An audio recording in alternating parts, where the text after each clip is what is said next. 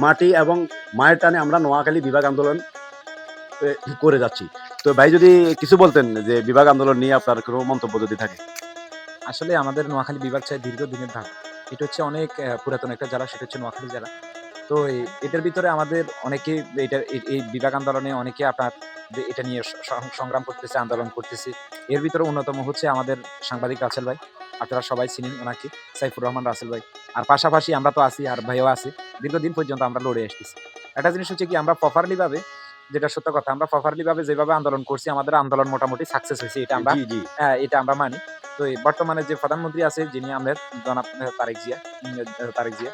উনার কাছে আমাদের আকুল আবেদন থাকবে হচ্ছে, আপনি তাড়াতাড়ি আমাদের নোয়াখালী বিভাগটা দিয়ে দেন। আর অন্য কোনো আমাদের দাবি নেই। নোয়াখালীতে আমাদেরকে মন্ত্রীও দেওয়া লাগবে না। আর অন্য কিছুও দেওয়া লাগবে না। আমাদেরকে বিভাগটা দেন।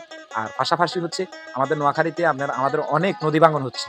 এই জিনিসগুলা যেমন আমাদের মুসাপুর ভেঙে আপনার বিলীন হয়ে যাচ্ছে। এগুলো নিয়ে কথা বলার মতন কেউ নাই। আগে সাবেক অনেক মন্ত্রীরা ছিল। তারা এগুলো নিয়ে কখনো কথা বলে নাই। একটা জিনিস হচ্ছে, যদি এগুলো নিয়ে কথা বলতো বা কাজ করতো, তাহলে কিন্তু আবার আমরা মনে, মনে চিন্তা করতাম, আহারে আঙ্গো মন্ত্রিত্ব দেন হয়, আঙ্গো তো আর উন্নয়ন হইতো না। তো সাবেকে আমাদের অনেক মন্ত্রী ছিল, উন্নয়ন ওই ধরনের হয় নাই। নোয়াখালীতে উন্নয়নের ছোঁয়া লাগে নাই।